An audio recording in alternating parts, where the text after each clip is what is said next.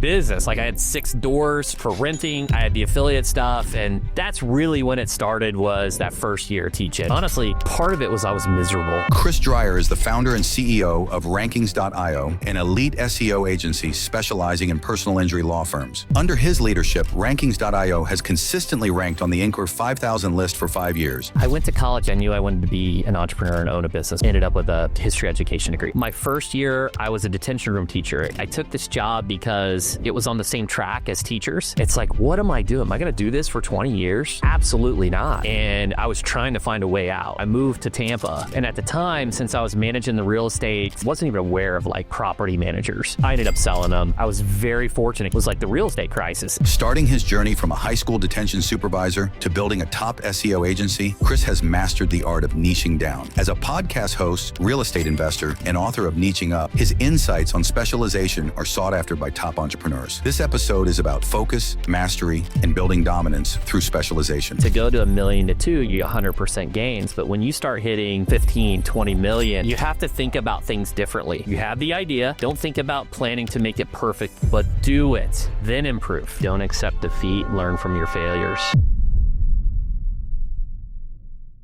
Welcome to Success Story. I'm your host, Scott Clary. The Success Story podcast is part of the HubSpot podcast network, but HubSpot doesn't just have great podcasts. If you're an entrepreneur, if you're a builder, they've got your back. Now, why is that important? Because if you're building anything, you know that marketing in 2025 is absolutely wild. Now, why is that important? Because you know if you're an entrepreneur, if you're building anything, marketing in 2025 is wild. Savvy customers spot fake messaging instantly. Anything AI generated, they sniff it out. Privacy changes make ad targeting a nightmare, and everyone needs more content now than ever. And that's why you have to have HubSpot's new marketing trends report. It doesn't just show you what's changing, it shows you exactly how to deal with it. Everything's backed by research, but focused on marketing plays that you can use for your business tomorrow. If you're ready to turn marketing hurdles into results for your business, go to hubspot.com/marketing to download it for free.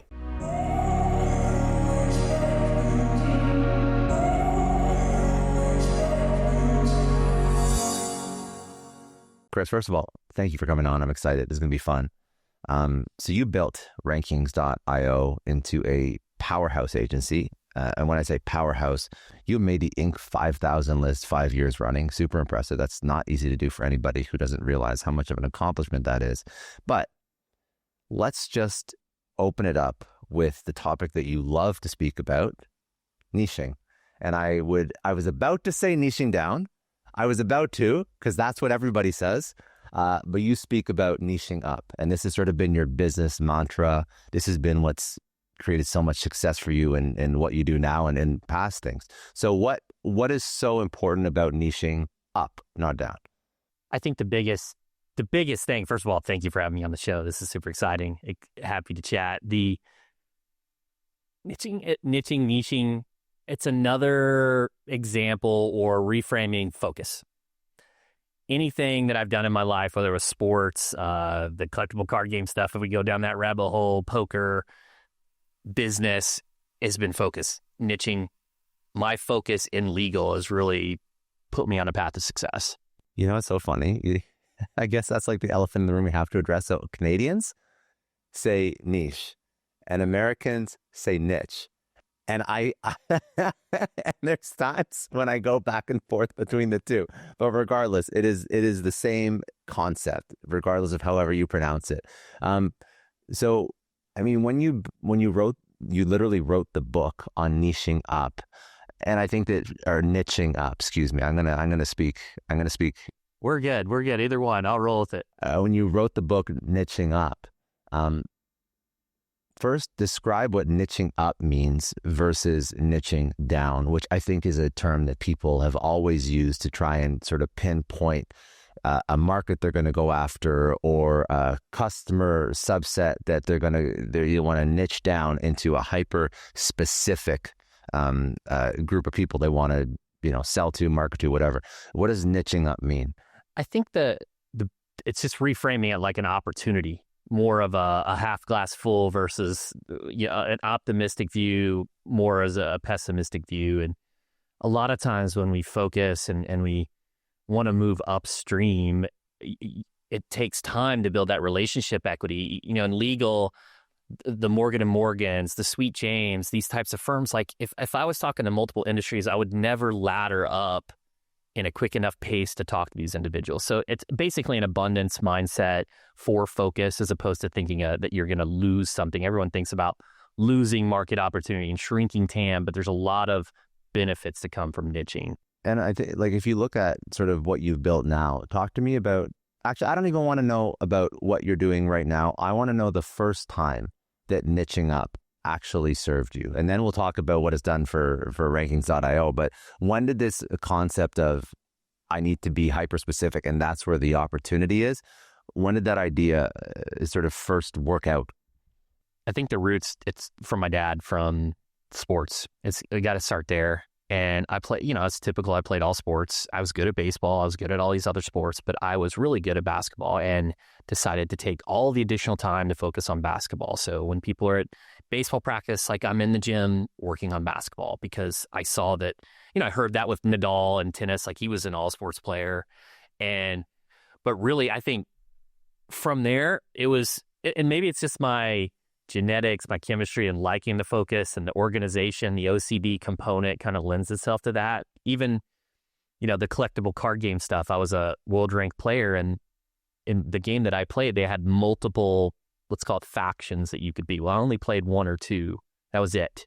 I always just focused on those, and I knew the intricacies of playing those really effectively. That's so interesting. So, like, even from like a young age, like with cards, with basketball. Yeah, I think it's in my DNA. I find myself, now that I'm a father, my kid's 3 years old, and he's like really into Monster Jams, and we'll like play Monster Jams, and on the floor, he's like organizing the cars into the different, like, these are all the fish, these are all the blue ones, these are all the green ones. And it's like, is this like a nature or nurture? Like, when I'm doing this, am I organizing the cars and he's watching me, or is he just getting this naturally? I don't know, but that's part of it. Yeah. Were you I think that forget about niching for a second. Just in terms of entrepreneurial, were you always entrepreneurial? Like, what was your childhood, your upbringing? Were your parents entrepreneurial? Like, talk to me, just to give a little bit of an origin story where you came from, because I've listened to a lot of podcasts that you've been on, and you are like a wealth of business knowledge. But even before we press record, there's a lot of interesting stories and sort of past lives that have sort of shaped you to who you are today. So walk me through where you came from. Yeah, so I grew up in a super small town school district. In fact, graduating my high school class, I had 28 people in it. But even before that, my dad's a mail carrier. He was a civil engineer, but was always on the road and traveling, and decided to settle down and become a mail carrier. My mom was a school cook, and there were points in our life, or in my life and upbringing, where we didn't have a ton of money. Like, we didn't even have water. Like, we had to go into town and had one of those big tanks in the back of the truck for water, well water scenario. And my parents worked so hard. My uncle was a very successful CEO entrepreneur. Exits, very wealthy. We would have vacations for him. So I kind of saw what was possible. And so that was always on the top of my mind, that there was this, like, you could do it. Like, it was possible. So that's really where it stemmed from. Is at the time I didn't know, like, we were what I would call middle class in the terminology. I wouldn't say that we were like quote unquote poor, even with the water thing. It was just based upon where we lived. But it created like some principles, some habits of like work ethic. And I would help my mom clean houses on the weekends. She worked at a law office. We clean the house.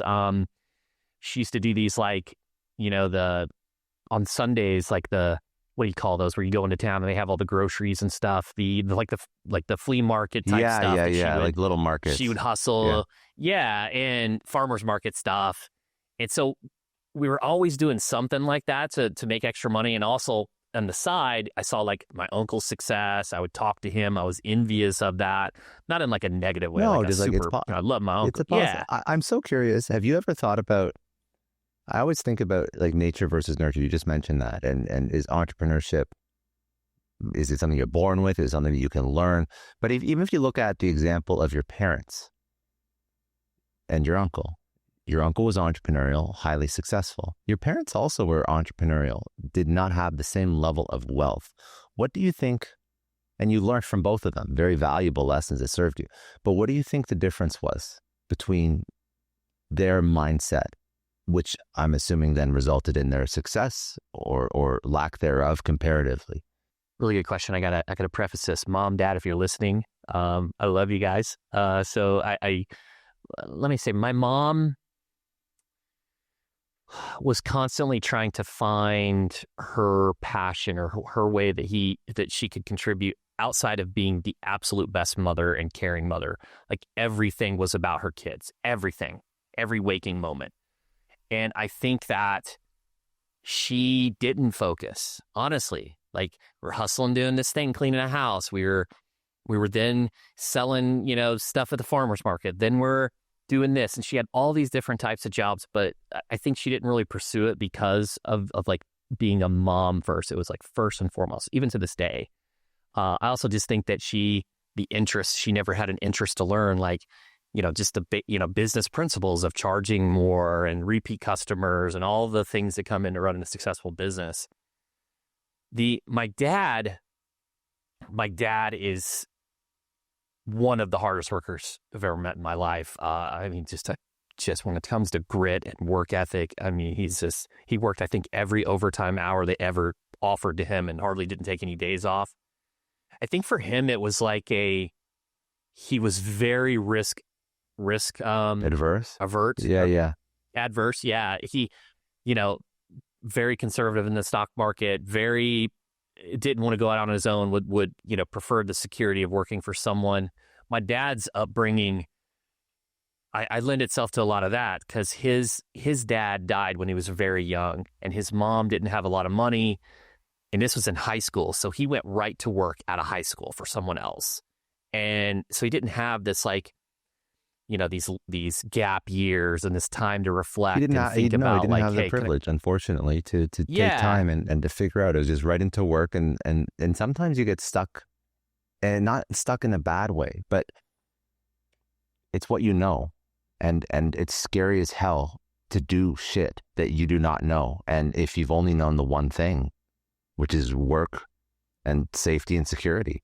And my dad, he is a leader of the family, father first, just like my mom. And I'm not saying that business is like everything outside of the family to me. We'll go into that. We don't really have a hobby. So I'd say business is my hobby, but he was the leader of the family. And I would say like today, look, he has a government, pension or retirement. My mom does too, from being the cook for those years, and their house is paid off, and they live a good life. And it's also like, well, what's enough, and why do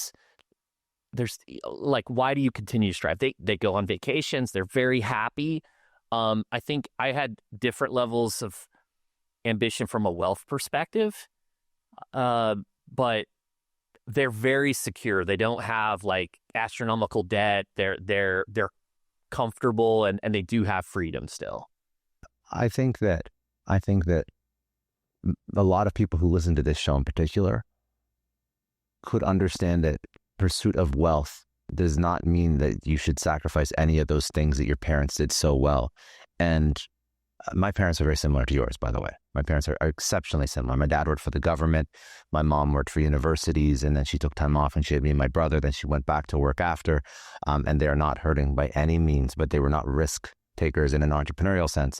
And they were both like, I did not come from a hard, upbringing, like wonderful life, upper middle class, very much loved. And I'm so grateful for that. And I think that, I think that that's a beautiful thing when you care about your family. That's what you're put on this earth to do. It's to care about your family, to care about the people that you bring into this world, your kids. And I think because of that, that upbringing, I'm pretty sure I know exactly what kind of father you are, and you're a great father. And even though you're pursuing wealth and success, you're not like doing it and sacrificing all the other things in your life. But I do see some people, that are exceptionally successful from a financial perspective, that everything else is sacrificed. And I don't think that's success at all. I don't either. And that is me. It's like I want to be a good dad, a good husband, and it's a work in progress, right? I'm a early dad. He's 3 years old, and I'm trying to be the best husband, and we're all flawed, and I'm doing my best. I will say that I think the values that they passed on to me, and I think it was both of the nature and nurture component. It's interesting. Both myself and my sister are very successful business owners and entrepreneurs. Like my sister is wildly successful, multiple companies, high 8-figure wealth. And like we were both, neither of our parents were like that, but I think the values contributed to. I think the values allowed you to be that successful in the right way. I fully believe that. What prompted you, if you didn't come from an entrepreneurial background, what prompted you to be more entrepreneurial? What was the first thing that you tried to build? Well, I went to college. I knew I wanted to be an entrepreneur and own a business, but I didn't know what. And I literally went to college. I had no idea what I wanted to do. Somehow ended up with a history education degree. I have no idea. I was a big partier. I didn't attend class. I had great grades. But I was not a good student, and I've got some stories about that if you want to go down that path. Dude, yes, 100%. Go for it. Okay. Well, a lot of history, you learn that throughout your life. You learn it in high school. So I knew that I could pursue that and be really effective and not attend class. Like we're talking about the Civil War. We're talking about these different milestones. It's like, how much did you pay attention back then? And, are you an effective writer? So it was like the perfect career path for me, someone that wanted to chase girls and have fun and drink a little bit. And I will say this, one thing almost got me in trouble in college. I had this final history education paper, and I did not want to do it. Like, I don't know how to write this paper. It was like a 30-page paper requirement. So I hired someone to write it for me. And this is pre-ChatGPT and all the whatever. And she plagiarized. And so I get called in to like the dean and they're like, you plagiarized this. And I'm like, I have no idea. I just thought I was quoting the work, like what am I going to say? Like, yeah, you didn't know. You didn't even write it. You didn't even write the plagiarism. Right. So thankfully, they allowed me to retake the class and I put in the work and wrote the paper and stuff. But like, that was one of the moments where delegation almost. Did you tell them that you paid someone to write it? Absolutely not. I mean, that'd have been the death knell, right? And thankfully I got that opportunity and was lucky to take the class. But like, I wasn't a good student. Quite frankly, even in high school, I was in all of the, whatever you call those, the top classes. There's a name for it. Like, oh yeah, yeah, I know. So I took all those classes, all the math, yeah. English, whatever. But I was still a B student. And when I went to college, like I was a B student. Like it is what it is. Like I wasn't shooting for the dean's list. I was shooting to get this because I thought I was going to be a basketball coach, and I thought the path was like, high school coach, win a bunch of games, go to college, be a college coach. I thought that was the path because at the time that was really my focus was basketball. But that's kind of the beginning of the journey for me. To answer your question, like when did that first entrepreneurial thing happen? I think my first year I was a detention room teacher. I took this job because it was on the same track as teachers. So if I was a 2-year detention room teacher and the third year I'm a teacher, I'm a 3-year teacher towards that retirement. And I typed in how to make money online. I found this affiliate marketing course, made my first like $20 from it. That gave me the itch. But then somehow I got into real estate and I convinced this guy to sell me this triplex. For my salary, barely could get the loan for it. And then he owned the one next door. So I convinced him to do it contract for deed. So then I had 6 units and I had this internet marketing thing. So like I had a business, like I had 6 doors for renting. I had the affiliate stuff and that's really when it started, was that first year teaching. And honestly, part of it was I was miserable. I was with the kids that, not all bad kids, some of them. But it's just like I'm sitting in this detention room. It's almost like the padded walls of white.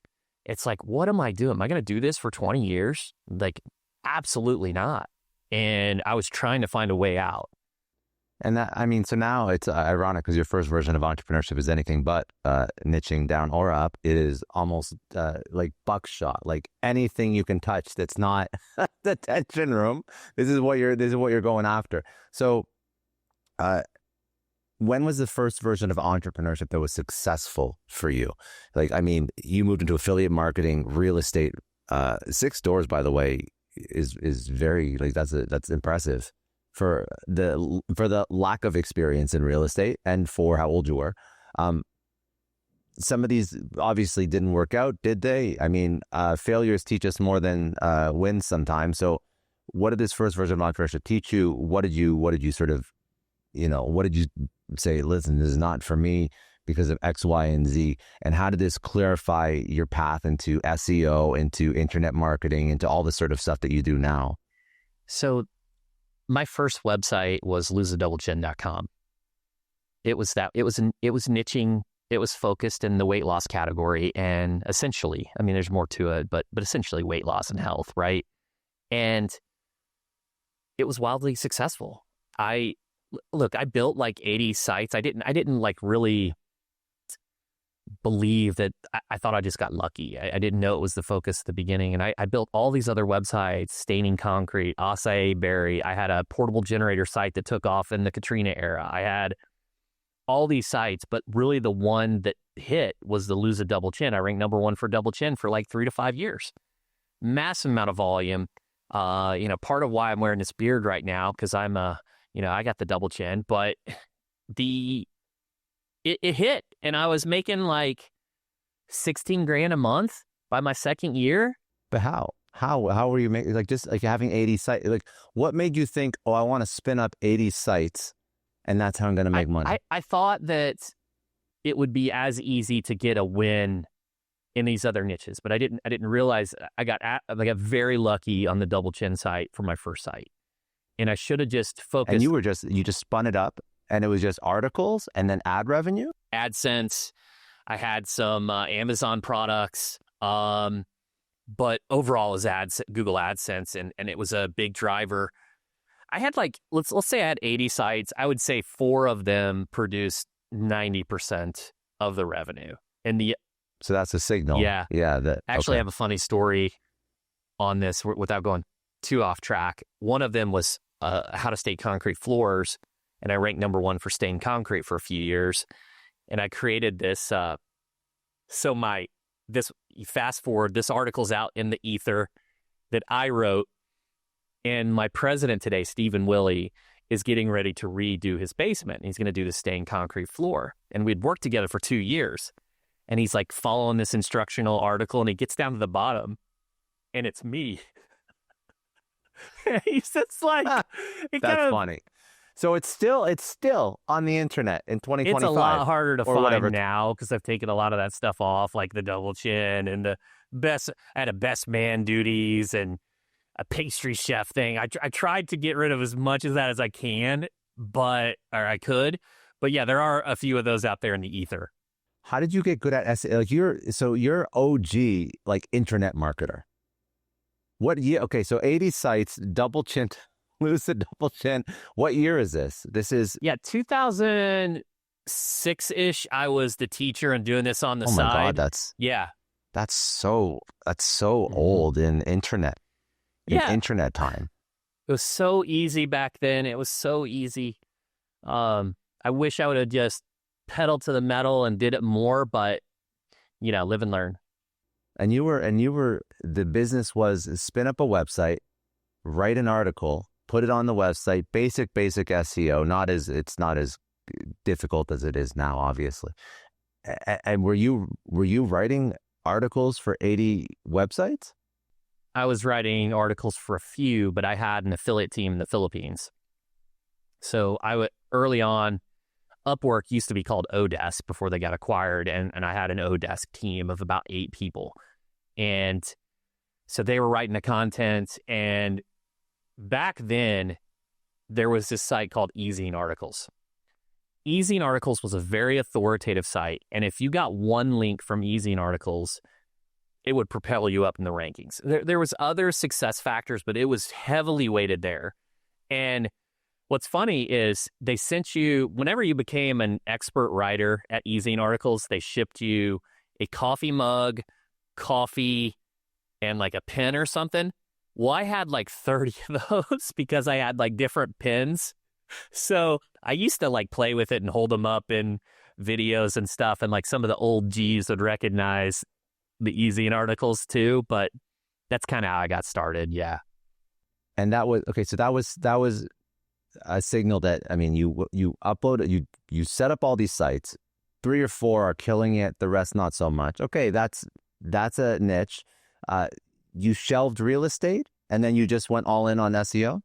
I kept real estate now I wish I still had those today because it'd be, the appreciation and all that, but I was managing those myself. So like Chris, that didn't know anything about renovation and home maintenance, would go over there slinging a hammer around trying to fix stuff, mowing the grass, collecting the money, screening the tenants, doing all the things, right? I was doing that while I was teaching and coaching and doing the affiliate stuff. So I was after it.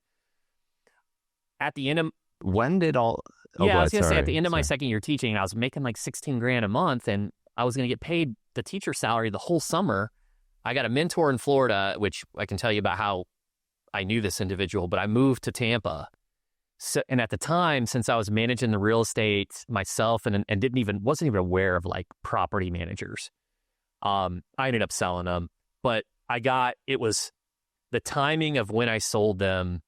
I was very fortunate because right around there, 2008 was like the real estate crisis. And I got a decent amount of money, not like a huge amount, but maybe I netted 20 grand or something, 30 grand, but it kind of helped me with all of these things going on. FreshBooks is supporting today's episode, and if you've ever wondered how successful entrepreneurs stay on top of their finances while growing their business, the answer is FreshBooks. The numbers don't lie. Over 30 million people have chosen FreshBooks, processing more than 60 billion in invoices and saving an incredible 192 hours every year on accounting tasks. Think about it. That's nearly 8 full days you could get back to focus on what really matters: growing your business. FreshBooks is more than just accounting software. It's your all-in-one financial command center. Create professional estimates, track time, automatically bill clients, and capture expenses on the go. Plus, it integrates seamlessly with over 100 business tools you already use, all backed by award-winning customer service. If you're ready to stop drowning in receipts and you're ready to stop chasing down payments, here's what I want you to do. Head over to freshbooks.com to start your 30-day free trial, no credit card required. And for all you Success Story listeners out there, I've got something special. Get an exclusive 60% off for 6 months when you visit freshbooks.com/pricing-offer. Transform your business with FreshBooks today. That's freshbooks.com/pricing-offer for 60% off. Today's episode is brought to you by Vanta. Now, listen up. This matters for your business. In today's digital landscape, security isn't optional, it's essential. Without it, deals stall, sales cycles stretch on, and scaling becomes very difficult. Now, why? Because investors, customers, and partners all expect businesses to demonstrate strong security practices before they commit. If you can't prove trust, you lose opportunities. So whether you're a startup founder trying to land that first big client or an established company scaling your security program, Vanta helps businesses of all sizes prove that they're trustworthy by automating compliance across 35 frameworks like SOC 2, ISO 27001, and HIPAA, the exact certifications your prospects are demanding. Here's why you need to pay attention. Vanta gives you back precious time that you're currently wasting on compliance. Their platform automates up to 90% of the tedious compliance work. It helps you respond to those endless security questionnaires up to 5 times faster, and it connects you with experts to get your security program running immediately.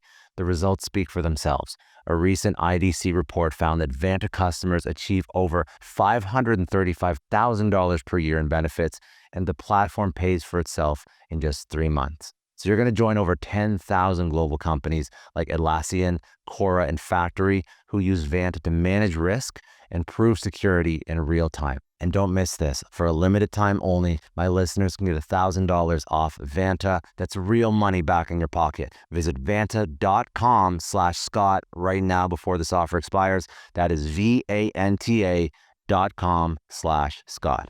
This mentor, who were they? What impact did they have on your life? And is this the mentor that sort of pushed you, or was the inflection, working with this person was an inflection point that eventually led to rankings.io?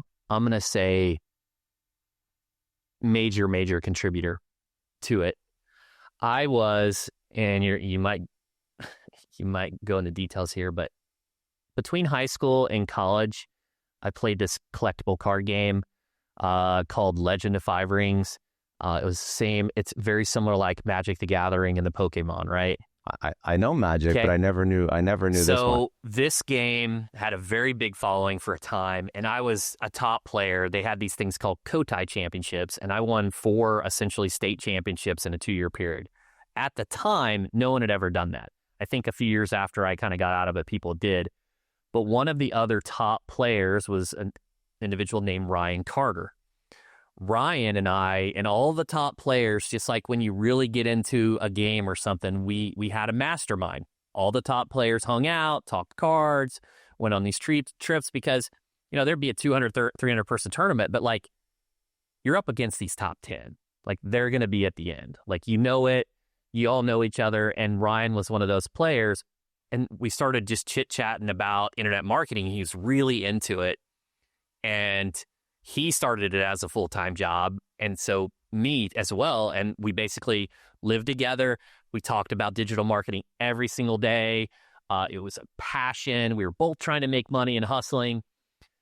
His life kind of pivoted, and he went the Chris Moneymaker route of poker and pursued it not as a hobby.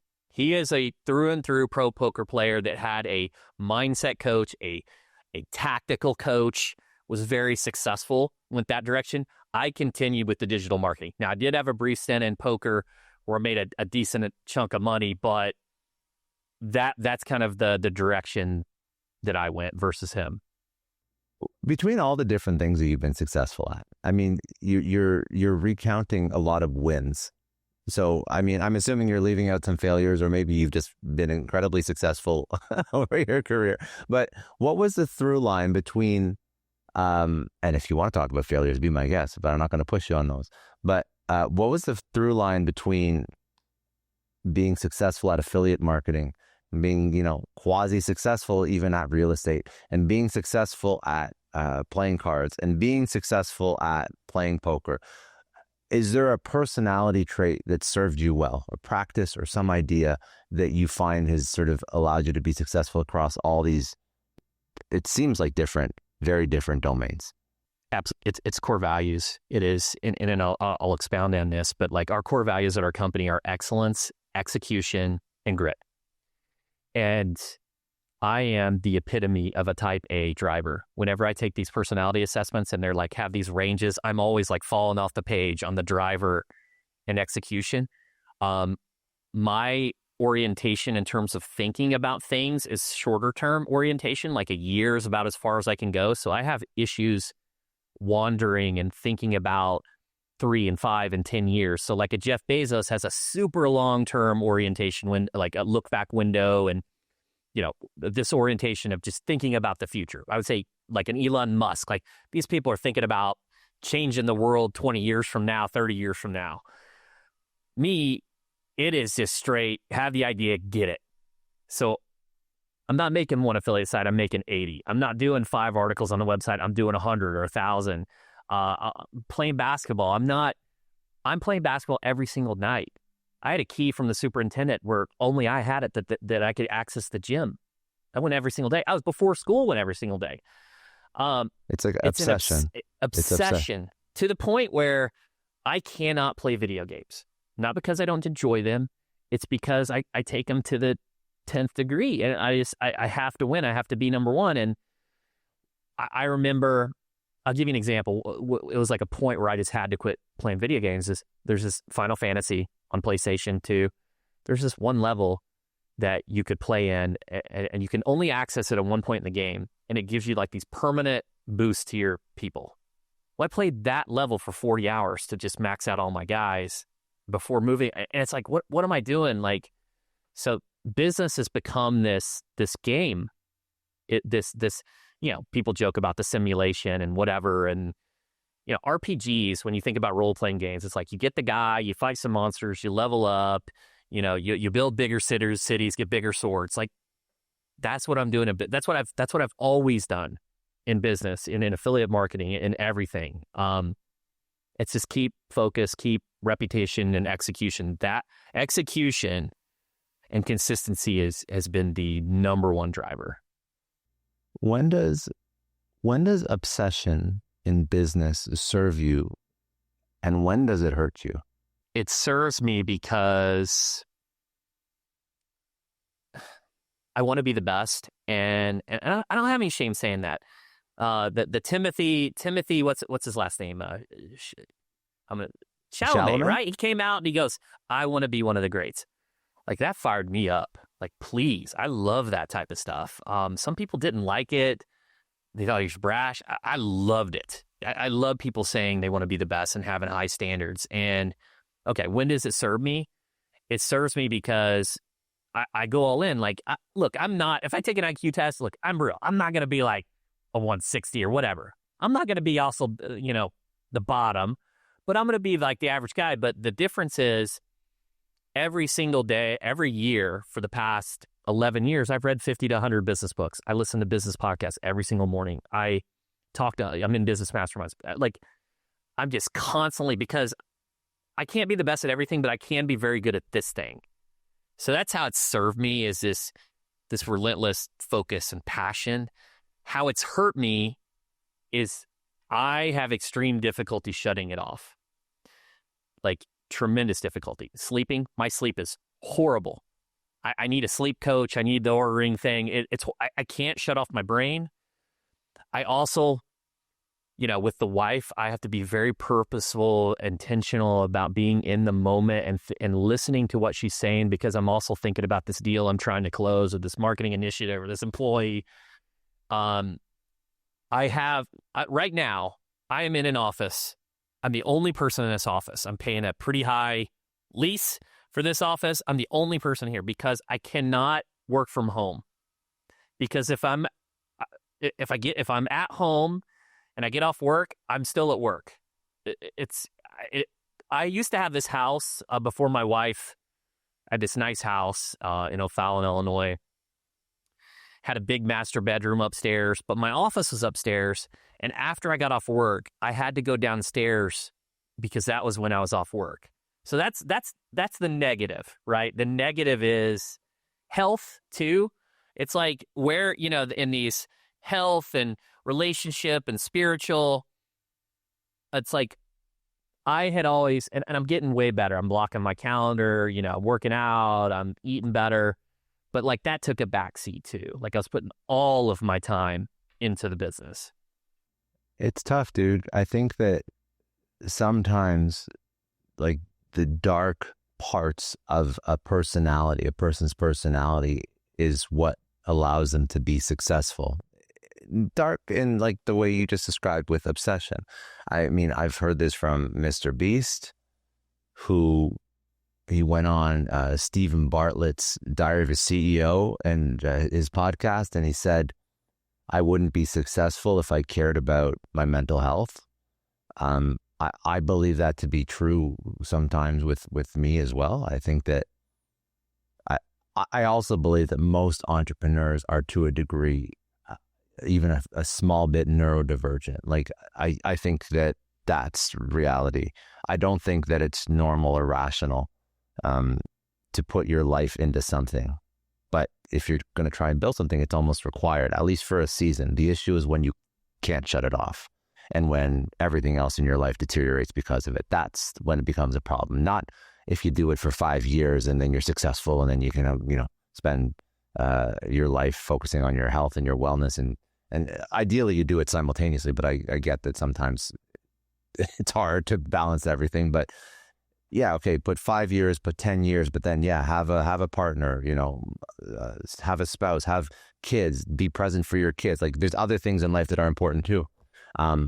But it's when they never exit that season of building, and they try to half-ass all the other parts of their life. They lie to themselves saying like, well, I've made a lot of money. Now it's time to get married, have kids, but they really haven't shut off and moved away from entrepreneurship, and all the other people suffer. Excuse me. Yeah, and I think my wife would say I'm a really good dad, a good husband, and I make time for them. But it's hard, it's the standards that we set for ourselves. I think it's like, I don't know what it is. If it's nothing is ever good enough, and like you move the goalposts, like Inc. 5000 we talked earlier, like we're actually 7 years in a row. We're definitely going to be 8 years in a row. So it's like, what do you have to do to continue to move, to continue to achieve these things? And by the way, for that, it's not based on starting from zero. You have to show growth based from last year. It's a That's percentage. how you hit that base. list. Yeah. So it's like Yeah, I know. revenue, when you're, and I'm not trying to devalue like, right, the audience listening, the solos, the startups, right? When you get that first million, to go to $1 million to $2 million, you need 100% gains. But when you start hitting, 20 million, 15, 20 million, and now it's like another 20, you have to think about things differently. But yeah, it's the game. When is your like, enough's enough? I've hit. I don't think it's a money thing anymore. So what's the milestone that you're trying to achieve? I ask myself that a lot. I enjoy the game. I sound like Hormozy, right? I listen to all Hormozy's podcasts, Layla's stuff, like you name it, Bartlett. I've listened to the Mr. Beast thing, right? Because I'm like a student of the game. Look, right now I'm still in the real estate. I've got 99 doors. I've got, I'm in a position because I live in the Midwest where I don't have to work again.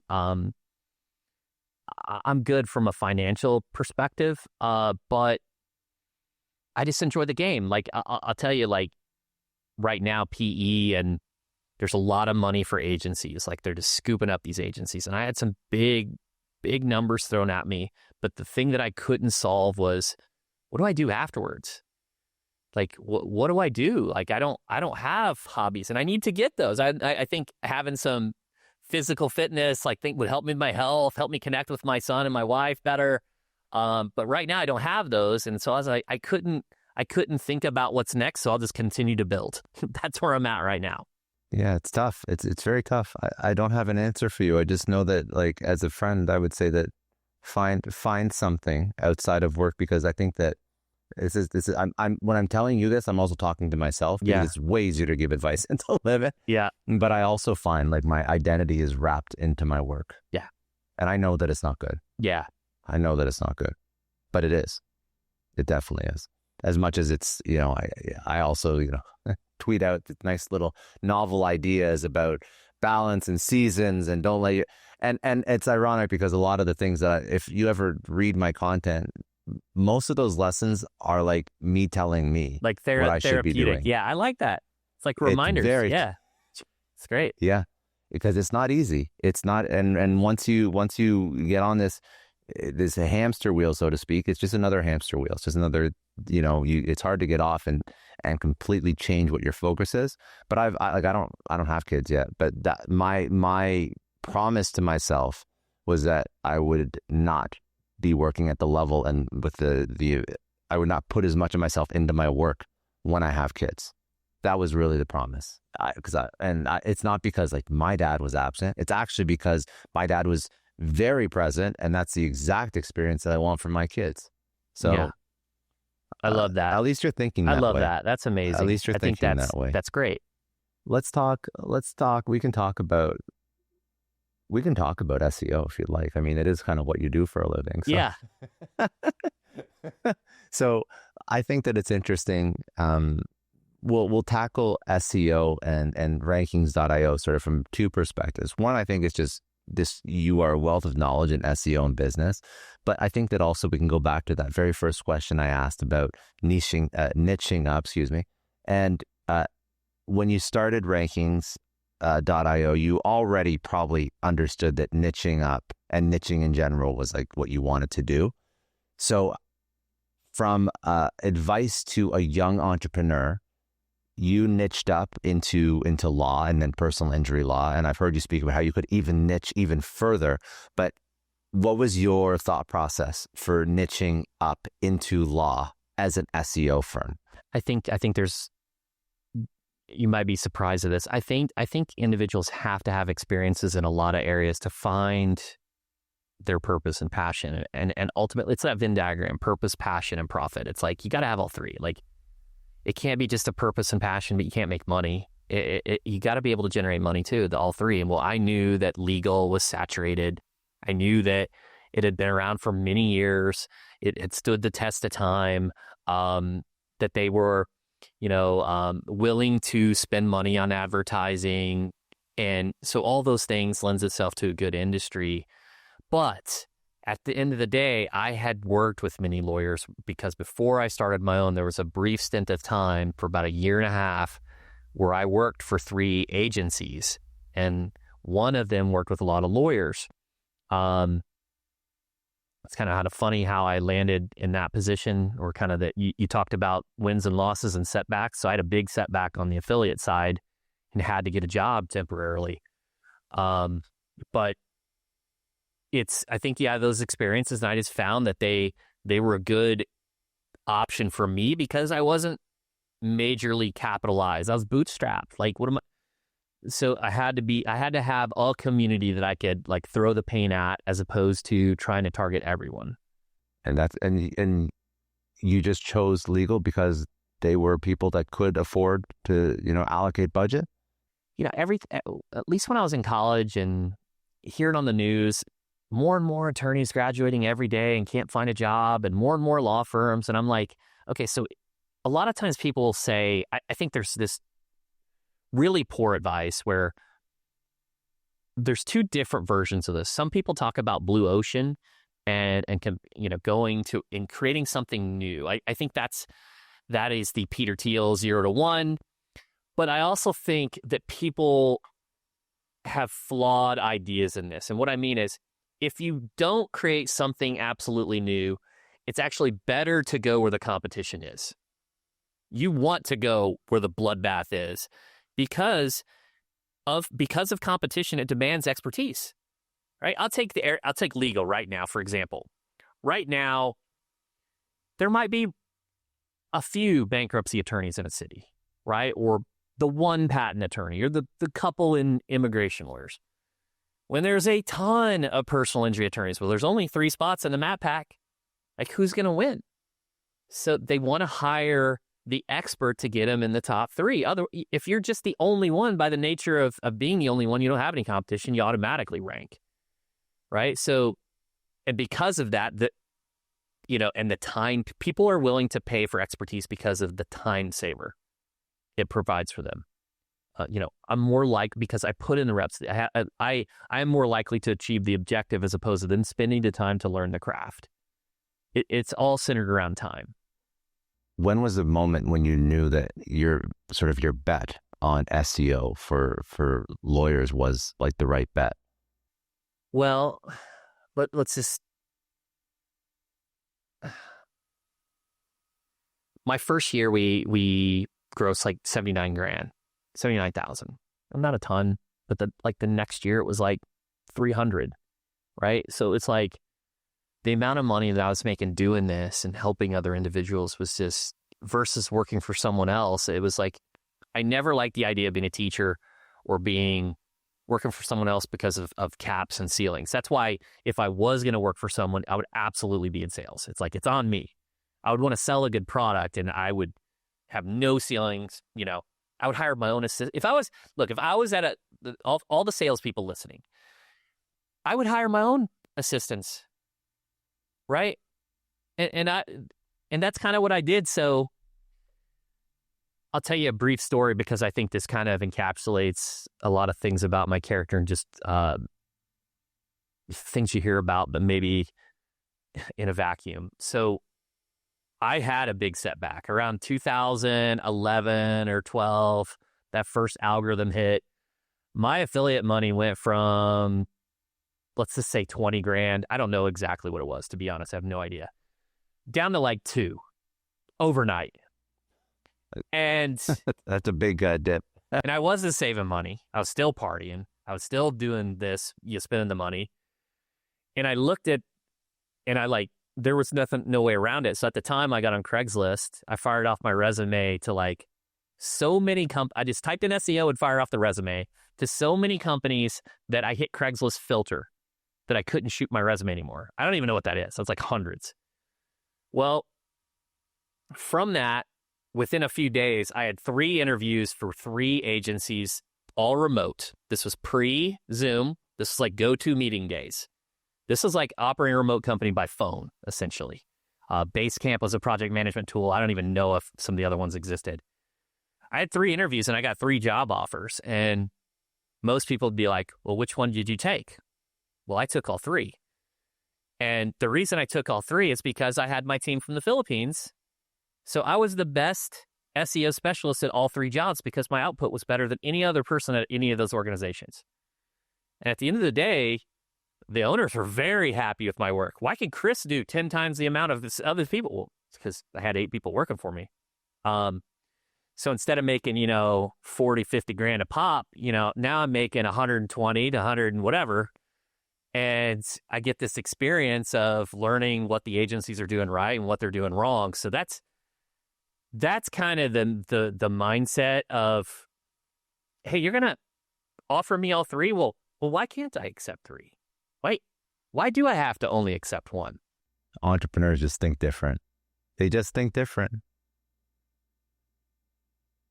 I love it. I love this. I love this story. I'm sure the agencies wouldn't love to know that you did it, but at the end of the day, it doesn't matter because if you're performing, it's all that matters. But that's so cool. I can tell you this, even if they knew, they were very, very disappointed to lose me. They were very happy with my output.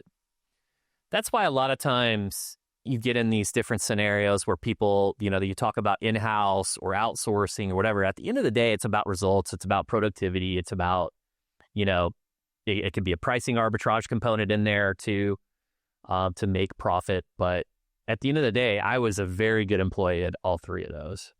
One last question on niching up. If an entrepreneur who is just starting out is sort of listening to this and like, oh, that's a great idea. I'm into it. It makes a lot of sense. I have a service-based business. I want to niche up into something. What's your advice to them if they have, every single type of customer they can sell to in front of them? What should they think about? The first thing I would do is I'd look at the data. Are you generating profit from a focused group of clientele? I would draw out those 3 circles on the Venn diagram: purpose, passion, and profit. Like where do I generate profit? Who do I like working with? Because at the end of the day, if you don't have the purpose and passion and you're tired or and something happens, you're not going to have the energy to overcome that, to stick with it. So you got to have all 3. And that's what I would say. Look at the data, try to take either an objective view of the data or a subjective view of who you enjoy working with. If you think about some of the sort of things that have changed with SEO from when you first started to where we're at right now, just to give me like an overview of the SEO landscape, what are some, like, obviously outside of algorithm updates, like what works in 2025 or what doesn't work in 2025 rather, that used to work really, really well? I'm going to answer this a bit different. I think by all accounts, from Malcolm Gladwell, 10,000 hours or 100,000 hours at this point, who knows? You put yourself at the top of Bloom's taxonomy, and I can deconstruct things into a more simplified manner. So I think a lot of times people try to overcomplicate it. They talk about the 200 ranking factors and this and that. And at the end of the day, The first is the opportunity. You have to have great content that targets themes, topics, or keywords, or all of the above, in order for Google to understand that you want to drive traffic around these areas. So the content has to be better than the first result. And that goes back to that core value and excellence and everything, right? It has to be better. If it's not better, what Google is trying to do is trying to organize the web to give the consumer the best experience. Now, without going crazy on their financial motivations, but at the end of the day, they're trying to organize the web, right? So it starts with the content. It has to be the best. It has to be the best piece of content out there. The second component is that I look at is the links. Google, how they differentiate it from AOL, Yahoo, is they use links as an algorithmic mechanic to sort the web. Now, there's different things that they look at in terms of the quality of the link. They've added other things to their algorithm like click-through rate and engagement signals and things like that. But at their core, it's links. Today, we just analyzed 40 million words of content in the legal vertical. 40 million. Using ChatGPT and AI, it's all kinds of stuff, right? Crazy stuff. We found that 66% of the content that didn't index didn't have a backlink. And there's some other signals on this. I could go into this expansive study that we did, but it means that, like, why would Google crawl or index a piece of content that doesn't have, let's talk about a link, what it is, an endorsement. If a piece of content is not endorsed via social media, even if it's a no-follow link, or a credible website, it is not going to rank. It is not Field of Dreams. It is not going to rank. It's not Field of Dreams. Yeah. If you build it, they will come. You have got to promote and get your content, at least those initial links. Maybe not hammer it, with 1,000 links every single month, but you at least have to get it recognized for Google. Google's crawl. Is that something as simple as posting it on your own social? Yes. Posting it on social, talking about it to different communities, getting traffic to come to it, to visit it. That's the start of it. If you don't do that, you take a look at the internet in my space. Let's talk about personal injury attorneys. A high volume article is, what to do after a car accident. How many times has that been written? 10,000, 30,000, 3 million? A lot. Why would Google index it? It's already been indexed 1 million other times. Why should they rank your piece of content? There's 2 reasons.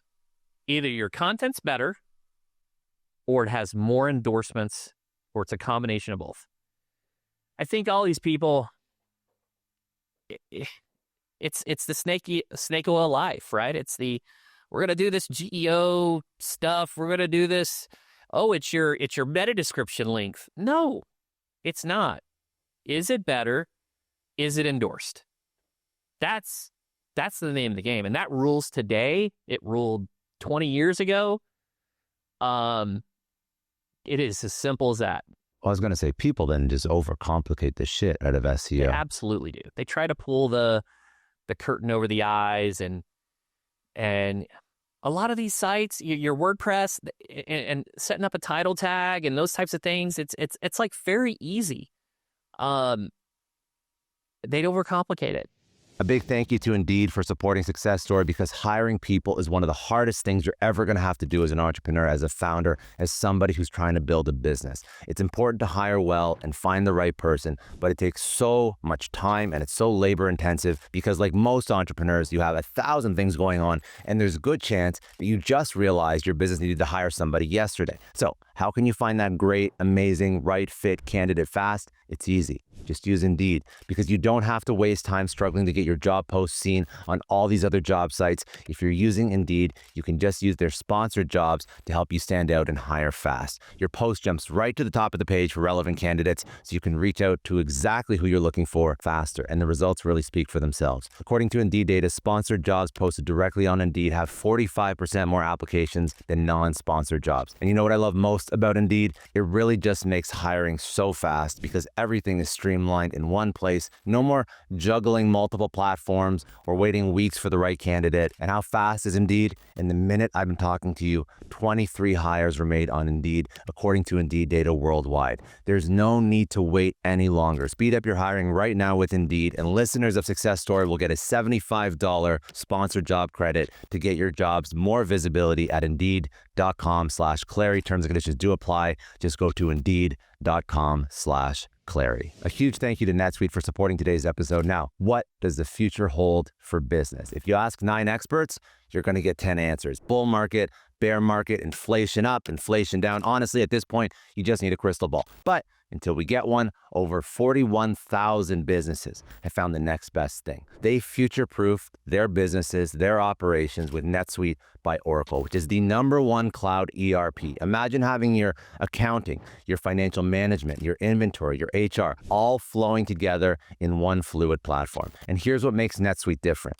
It gives you one source of truth for your business. You get the visibility and control to make quick, confident decisions while others are guessing. You're working with real-time data, insights, forecasting. You're basically looking into the future of your business with actionable data, whether your company earns a couple million or even hundreds of millions. NetSuite helps you respond to immediate challenges and helps you grab your biggest opportunities. And speaking of opportunities, they put together the CFO's Guide to AI and Machine Learning at netsuite.com/Scott Clary. This is the playbook for understanding how to use AI for your business. The guide is free. That is netsuite.com/Scott Clary. So say you can write good content, and I'm curious, actually, what does good mean? Good is subjective. Does it answer the consumer's intent effectively? That's it. So it isn't so subjective. Well, I'd say that is the direct answer, but let me give you some complication here. A page can have multiple forms of intent that it needs to address. Okay, so if I had a page on car accidents, well, do they need a lawyer? Do they need to know what happens after a car accident? Are they wondering how many car accidents occur in a city? There may be many questions that consumer asks. So that page has to answer all of those. It can't answer just one version, because if it only answers the one version and a different consumer comes to the page and it doesn't answer their intent and they leave, well, that's a bad signal, right? Bounce rates, page on time, all those things. If someone comes to your website and it's not a good piece of content and it doesn't answer intent, and then they do another query similar, or they go to another website for the same query, it means potentially that this website, this landing page did not help them, or it wasn't helpful for them. And over time, if there's enough of that, Google will stop serving you in the #1 position. That's scary, because if you see a high bounce rate and low time on page, then you know that it's not answering all the questions, but you don't really know, or I guess you could figure out what questions it's not answering. So there's always the asterisk, right? And it depends, right? So yeah. I would say the longer the query too, the more specific it is. What are the steps I need to take after a car accident? Okay, here's the article. There's no guessing. The intent's defined in the query. But there are certain situations where a high bounce rate is absolutely okay, because they could come to the page, get their intent answered, and then leave. They don't have to go to other websites. Take something like definitions, right? Nowadays, AI overviews eating those up, but define this, okay? Well, do I need to write 10,000 words on this definition? Do I need multiple articles to explain? Do they need to visit other pages? They don't. They need to go there, they get the definition, they can leave. So it really depends, but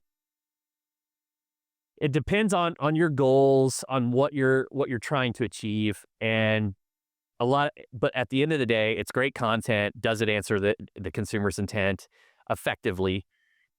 And is it endorsed by other people? Do other people vote and think it is a good piece of content?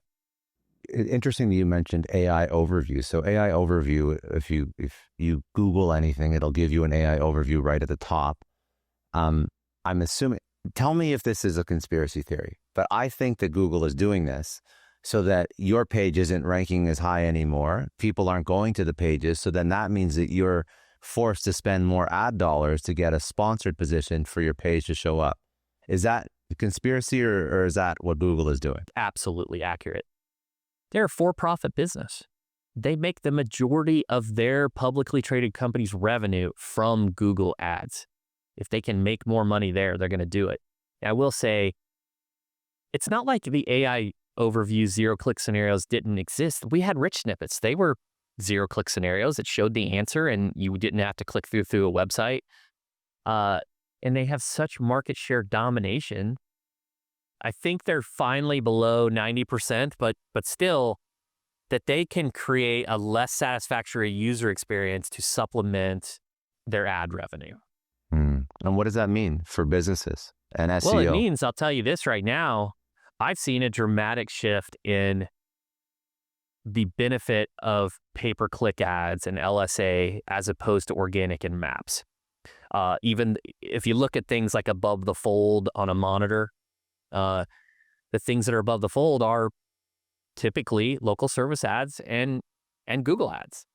After that, then you start getting AI overviews, you start getting the maps and organic. So they have the best positioning from a virtual real estate perspective. So what does that mean if you're a firm or a business? Well, you need to reconsider Google Ads if you had tried it in the past or didn't have a lot of success, because they're kind of forcing you to use it. Now you got to get all your economies and metrics right for cost per lead, cost per acquisition, and ROAS, and all the things, right? But it's becoming more effective because of how Google's designing Google search. Now, the interesting bit about AI is that those AI overviews, or if you're using ChatGPT or Perplexity, or I guess Claude wouldn't be used as, or Gemini, Grok. I guess, as a search tool. Yeah, Grok, exactly. That is obviously taking some of the traffic away from Google because people are using generative chat as search tools. But at the same time, the results in some cases are referenced to websites. So now you have an SEO game through generative chat. How do you play that game? Really like this question. So you're dead on. So there's two things that you want to do. First, focus on what I would say bottom of the funnel, your service pages, your sales pages, because it lends itself to optionality and choice, right? Back in the day, you could write a, what do you do after a car accident? And like, maybe you could get a conversion out of that, but like, that's just like an evergreen topic, and like, it's going to be in the AI overview. But Car Accident Lawyer of Chicago, they're going to give you some options to review. You know, how close is this firm to you? You know, what's the review rating? They're going to give you optionality first. So I would say strategically, to kind of counter the AI component, the first thing is focus bottom up of the funnel. Instead of the top of the funnel where you're trying to get awareness, I really look at Google and search engine marketing, all encompassing everything on Google, as a capture play more so than an awareness play. So it's capturing demand more so than creating demand. The next thing is your question about GEO, generative engine optimization, the LLMs. The truth is no one really knows, but I will say that Schema and some of these highly trusted sites are cited. You go look at Perplexity, it'll definitely tell you where the citations are, and ChatGPT will give you, based upon their analysis, you can start to understand where they're pulling that from. I'll give you an example for myself. Right now, we rank like third for SEO for lawyers. Above me is a competitor, and then Clio. Well, I get on that, and I remember before I was listed on Clio, I would say, you know, who's the best personal injury SEO company? And I wouldn't pop up. Yet, I'm on 20 other websites that say we're number one, right? Clutch, Design Rush, competitor sites putting us number one. The one article we weren't on was Clio's. I get on that. You go type in the same thing for GPT, boom. So it's the trust signals for certain sites are different. Wikipedia is a big one for LLMs. And so in different categories, there are different trusted entities. it's an association. An entity is an association with something. So I go really down the rabbit hole here without trying to get too nerdy. I'm going to sound super nerdy. No, I love it. I love it because, first of all, there is a lot of people that care about this stuff. A lot of entrepreneurs are trying to figure out this new game. They're smart, but also I'm seeing, I'll give you another example, something I noticed. Now I'm playing around with the deep search tools on Perplexity and ChatGPT, and they both, ChatGPT in particular, I think they both actually show their workflow as they're going through this. ChatGPT's deep search for any query, 8 to 11 minutes. So long comparatively. But if you open up the sidebar, it shows every question that it has and the source that it's going to for the answer. And I'm just so curious, like some of these sources, like how does it pick this source and that source? And it'll go through like 20 to 30 different sources to come out with a very complex answer. It'll be cited in the actual output, but it'll also be cited in this source column as it's thinking and showing you all the websites it's navigating to. Yeah, it's unreal. It's changing the game. And, even in the AI overviews, it's citing the source, right, where it's pulling from. So it's a combination of all that. But I think, again, typically, even when you ask it, it's still going to give you multiple answers for like a business. Like who are the top, whatever. It typically doesn't give you one. Even on who's the best car accident lawyer, if we type that. What was the nerdy rabbit hole that you were hesitant to go down? Well, I'm trying to think where I was going to go with that, with your schema and signals and things like that. Yeah, I'm not sure. But I think we hit it on the head. It's schema. It is entities. So, okay. So like on the entities component, they're basically entities are associations, right? And Google, if we go back to the beginning, Google's job is to organize the web. LLM, it's to pull accurate sources, right? Kind of combination of both. So you take something like St. Louis. One of the first things that probably popped in your mind when you're thinking about the city of St. Louis is the arch, right? That's an entity, right? If you can become an entity in the city, there's an association that will help you contribute to trust and to rank in that respective city. Is there any way for a business to become an entity in a city? I think it's reputation, it's word of mouth, it's being listed in other entities. So you take something like a Chamber of Commerce, right? In St. Louis, you're now listed as a business entity in this chamber. It goes back to old school, SEO things and listings and citations, but the quicker you can do that, that's why a lot of businesses, when they're expanding to their secondary market, struggle, because a lot of times they're getting a satellite office, they're not doing the full brick and mortar, they're not being a part of the community. Guess what? They're not a known entity in that market. That's the issue. Last question on this, and I'm sure you get it a lot. What happens when you use a generative chat tool to write content? Well, it's significantly better. There's a lot of tools, Surfer, Jasper, there's a ton of them. And we've used... It still ranks? It still ranks, absolutely, but it still needs human oversight. It's like a tool currently. It's not a standalone still, in my opinion. It's a tool to enhance productivity. So we see a lot more prompt engineering editors as opposed to, manually sourcing and citing writers. There's a lot of things that you can do here. There's even other tools to check for AI. There's for originality, for voice. But it also, I was having a conversation with a big firm in San Antonio, and I use the language like, hey, we can do this old school, because I don't really want to do it old school. I want to do cutting edge, right? I didn't want to be negative and talk down, but it is old school now. Like I can prompt engineer something to look and evaluate the top ranking pages to determine length, things I need to include to make my article better. I can take an existing piece of article and I can fill it in and say, what are the weaknesses? What should I consider adding to this? So right now it's a tool and it enhances productivity and utilization, but you have to be careful because sometimes the sources are incorrect and so it's used with care.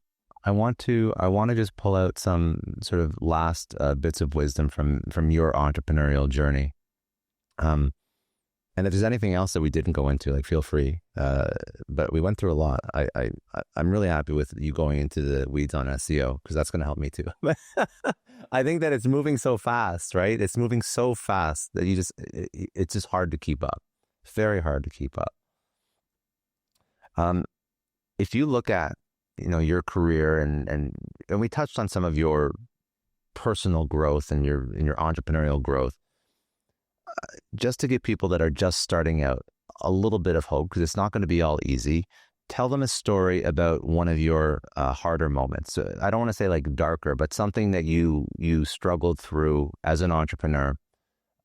You learned something from it, but you maybe wouldn't wish that experience or that lesson on someone else. I'm gonna give two stories here. I have to. I'd say that the first story experience that I had that is not monitoring the numbers closely enough. Even though you see all the revenue coming in and you have these cash acceleration formulas and you see it hit the bank account, it's, for a time, I have a CFO today, right? I didn't have the visibility, and I overextended myself, and I accrued a lot of debt. This was about year 5. So I went into debt. It was very scary. A couple of circumstances could have took me out. There's no question. It would have. I like to think in my head that I could have found a solution from someone to borrow or save me and figure, but I was close to the edge, right? I'm talking just because I overextended. I spent too much and didn't have enough coming in, and I was close. So the one thing that helped me, Mike McAllowitz's book, Profit First, it helped me get through that. I think there's a time and place for profit first methodology where I think the overall guiding principle of allow yourself to take profit is a good principle to have. I don't know that you need the 10 bank accounts and the envelope system of organizing, because there's advantages to having one bank account and all the cash sitting there from a money market perspective. And if you have the visibility from a CFO or a controller or somebody like that. So look at the numbers day in, day out, really understand it. If you're running a business, you just have to be cognizant of what's going in and what's coming in, what's going out, what's coming in. The other one that everyone is going to relate to is it's the people that got you here won't get you there. This is from Dan Kennedy. It is the employee's responsibility to make them indispensable. If they're no longer helping your organization, if they're not growing at the pace that you're growing, you may have to let them free. They may have been the greatest employee at one point in time, but to grow as an owner, if they're not growing and you're giving them all the resources and ability to do so, you have to let them free. It just is what it is. It's very painful. You have these emotional relationships with these people. But if they're hindering your ability to grow into your business, you have to let them free. What did you have to sacrifice to get to where you are? A lot of times people think that if I'm my own boss, have all this freedom, I can take time off whenever. I would argue the opposite. It's you always have to be available. You got to put in the hours. I hear these. I'm in a very local, city area. And I see these local businesses complaining about, the big franchises, the Starbucks coming in. And then I go to their business and they're open from 9 to 4, Tuesday through Friday, And it's like, of course you're going to get beat. It's not their fault. So you got to sacrifice time. You got to be willing to do the hard things and just keep. I think perseverance is it's a tremendous quality for top entrepreneurs. I think it's required. I think it's a required quality. Yeah. I mean, that's why I always say, like, why are you getting into entrepreneurship? Like, who are you doing it for? Is that a conversation that you wish you had with yourself when you were first starting in life, first starting rankings.io? Do you wish you told yourself to not do it? I love what I do. I love it. I look forward to a Monday. So there are components of it I don't like, right? A client gets irrational or employee, there is employee drama. Yeah, I wouldn't want to piss off your clientele. They're all Right, lawyers. yeah. Like That is a red flag for the legal. They're more likely to sue, right? That is a weakness. And we do have, we haven't ever had anything major, but you have to be prepared for that. That's one of the reasons why we have month-to-month contracts. I look at these legal agencies and they don't have month-to-month contracts. I'm like, are you really going to hold the attorney's feet to the fire? Like, you don't have in-house counsel. Are you going to, what are you doing? They want out, just let them out. I think, yeah, I don't know the original question, but I enjoy what I do. If I had that. Oh no, it was just, what would you, if you were able to go back and tell yourself something before you started, would you tell yourself not to do it? But you said, no, I love what I do. So I'll change the question. What would you tell yourself? Well, it makes me think of like Mario 1 on Nintendo, like speedrunning a level, speedrunning a game.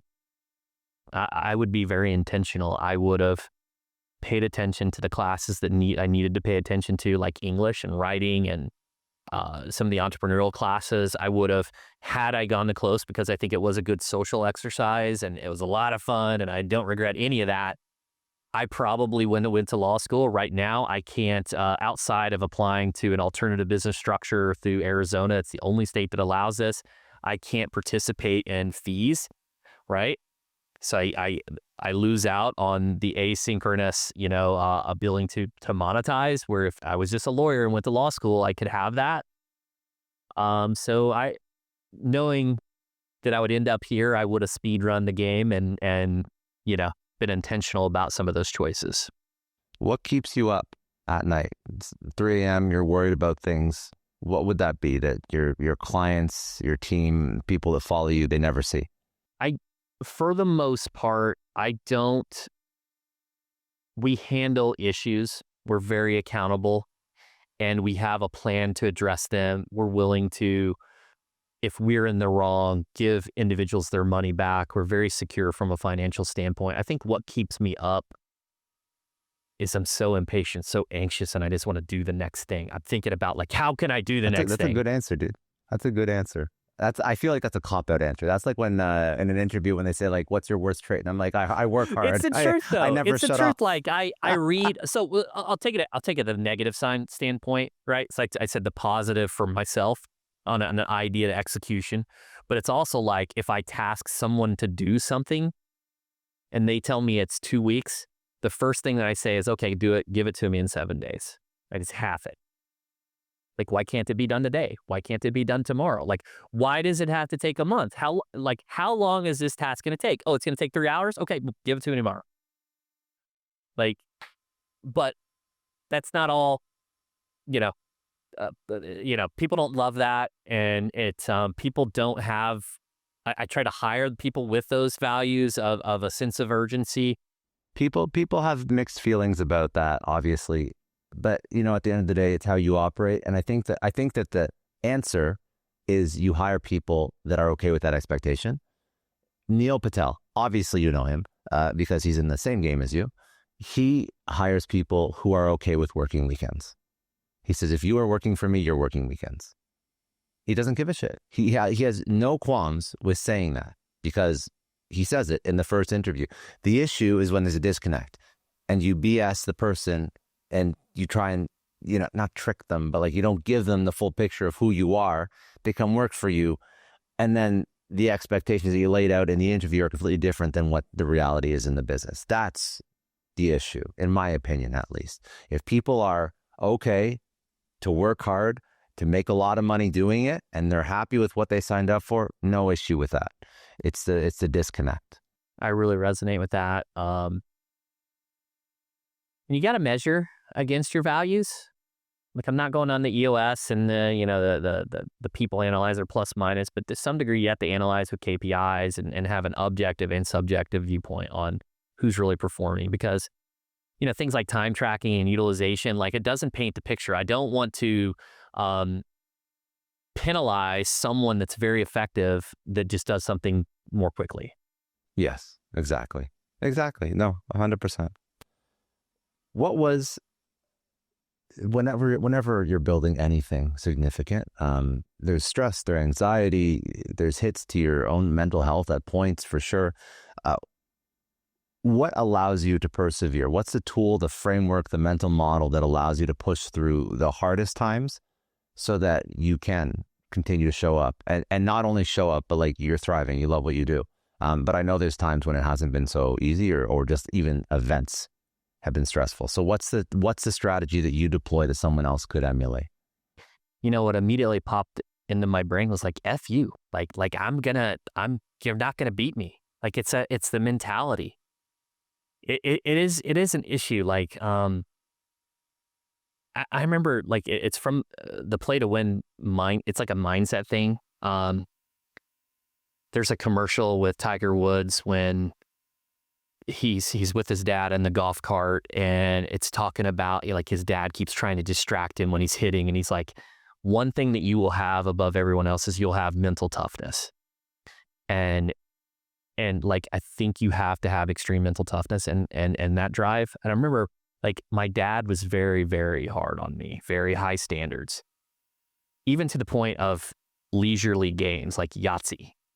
I would roll the dice, and he would tell me when I'm wrong, when I don't roll the correct dice or make the correct play, even from a pitch or a poker standpoint.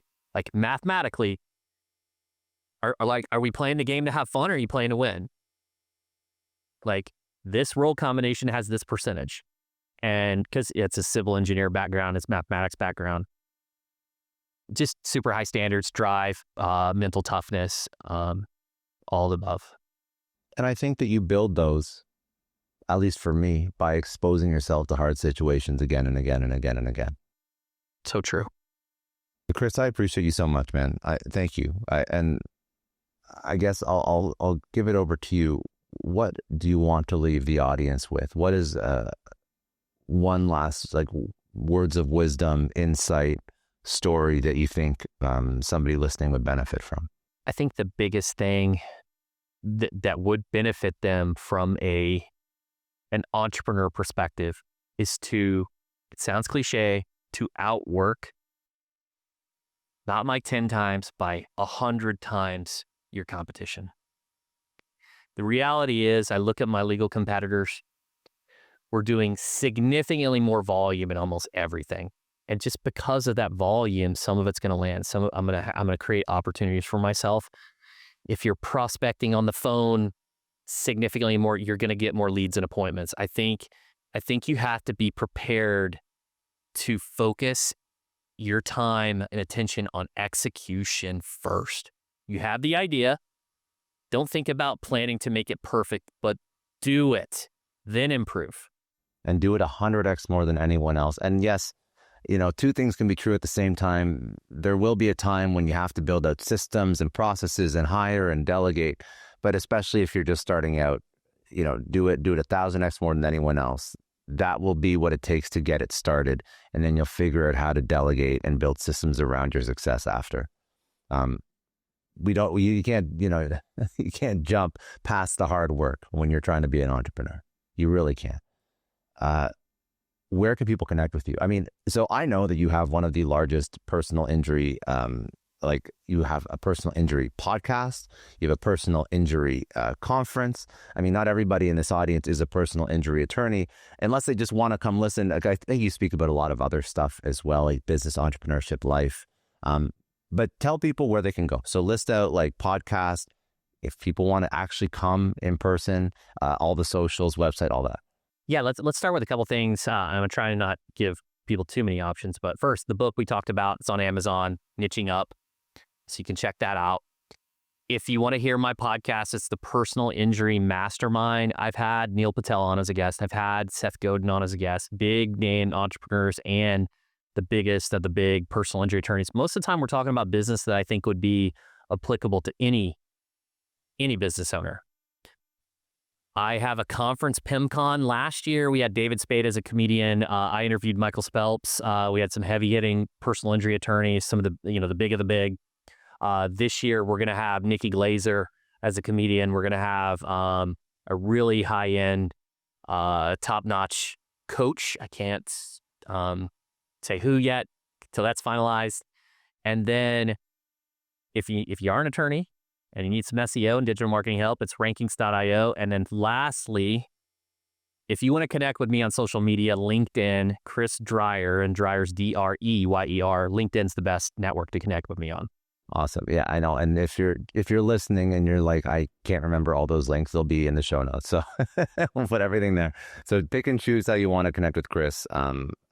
But I just want to reiterate, I've listened to a lot of your content. Obviously, even in prepping for this, I've watched a few of your podcasts, and it's just general good business info.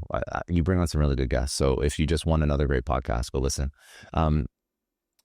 Last question I like to ask, and you've given like so much, and it's always unfair to ask for more. But I think this is the way that I frame this is: say you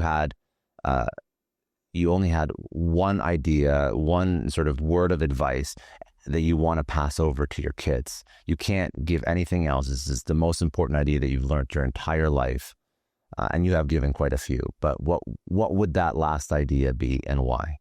I would just say, don't accept defeat. Learn from your failures.